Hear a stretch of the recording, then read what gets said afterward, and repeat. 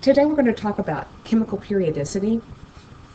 And one of the things that I like you to think about when you're trying to determine different properties of elements compared to other elements is to focus on fluorine. Focus on fluorine. Always think of the fluorine as being the Rudy of the periodic table. Now, if you haven't seen that movie, you may not know what I'm talking about. But if you focus on fluorine, realizing that Rudy was a football player for Notre Dame who was really small, but he was strong and he was aggressive and he kept on going and he didn't stop.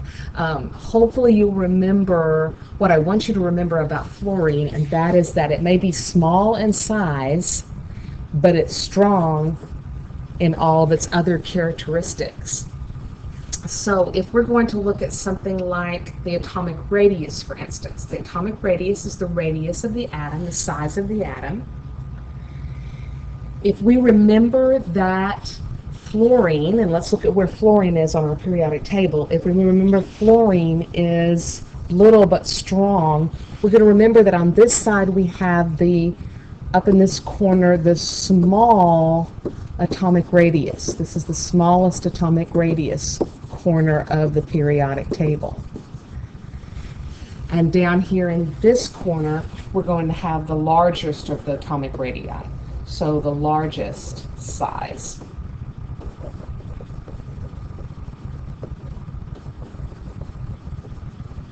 Now we're just going through fluorine. We're not talking about, hydrogen and helium in that aspect. What this is helping us to remember is that as we go across the table, atomic radius gets smaller. It goes down.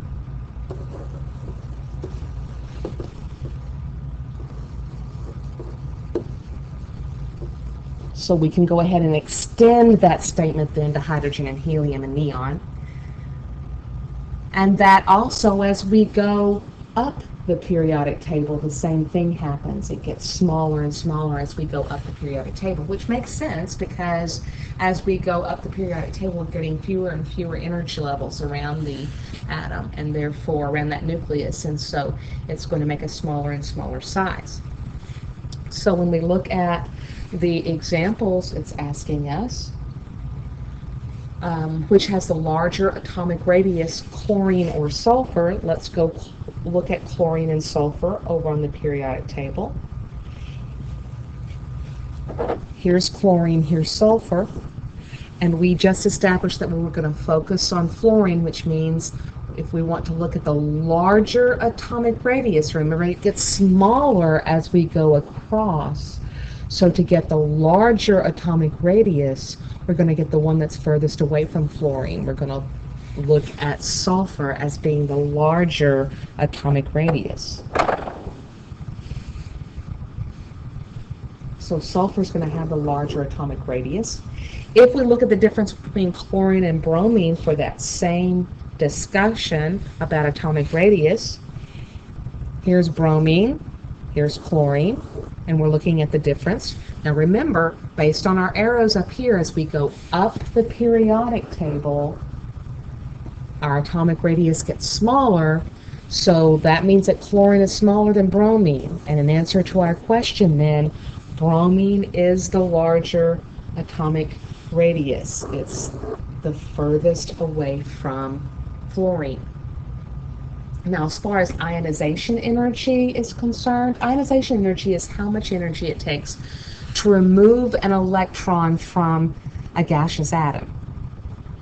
So, in general, we're talking about elements being over in the area of fluorine as having the higher ionization energy. They're getting closer and closer to getting an S2P6 configuration, so it's going to be harder and harder to remove an electron from those elements.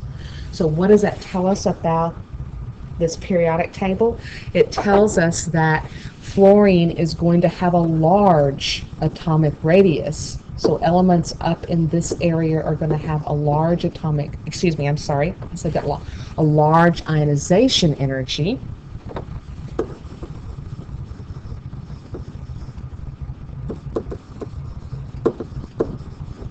So a large ionization energy up in this area. And down here we're going to get the lower ionization energy.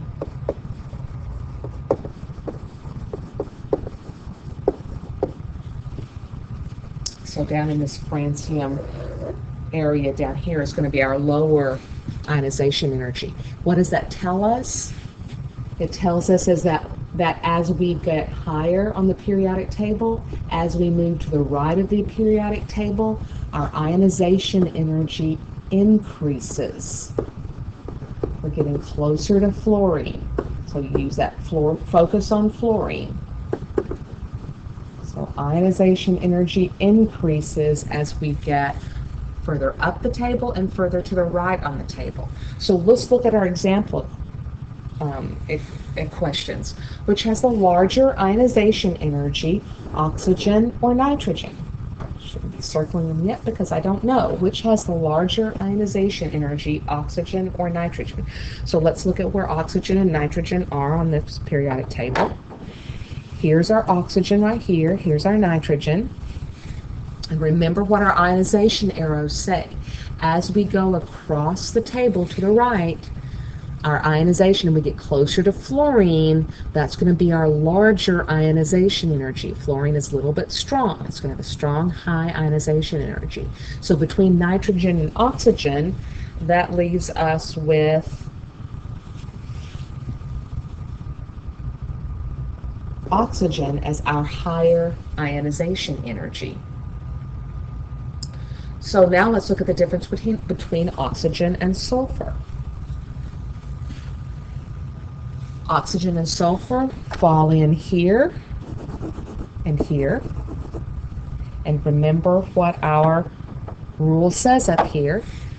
As we go up the table and across on the table, ionization energy is going to increase. So if that's true, the higher ionization energy is going to be the one that's higher on the table, and that's oxygen.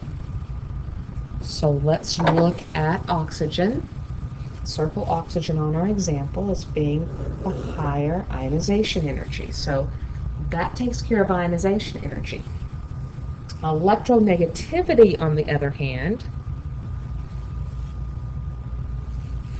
now keep in mind we're looking at trends here. Trends only here. In AP, you might get more information about these elements, and you may find that some of these trends aren't as perfect as what we're looking at right now.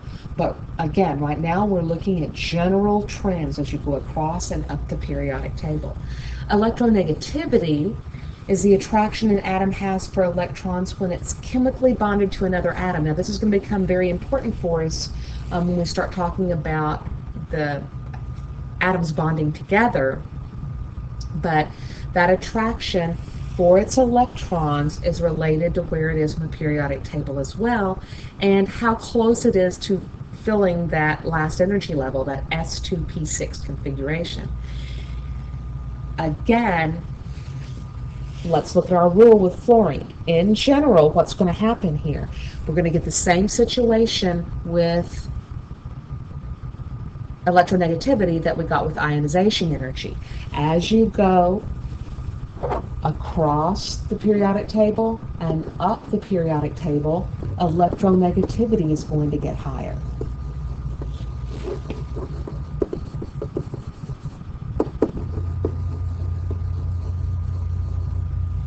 So again, we're focusing on fluorine. Although it is little in size, everything else about it is big. It has a large ionization energy, it has a large electronegativity. So let's look at our example questions. It asks us for the difference in electronegativity for magnesium and sodium. So let's look at where magnesium and sodium are on the periodic table. Here's magnesium, here's sodium. Now remember our rule for electronegativity. As you go across the table, getting closer to fluorine, electronegativity is going to increase as you go across the periodic table. So if that's true, then magnesium is going to have a higher electronegativity than sodium. So the larger electronegativity is again going to be the one further to the right, closer to fluorine side of the periodic table, magnesium. Now if we want to look at the difference between potassium and sodium, Let's look at that real quick. Here's potassium down below sodium. Once again, it's all about that focus on fluorine. Where are we at on the periodic table relative to each other? If we're looking at the difference between sodium and potassium, then since sodium is higher on the periodic table, the electronegativity is increasing. It's closer to fluorine side of the table, high. So sodium is going to have the higher ionization energy in this case.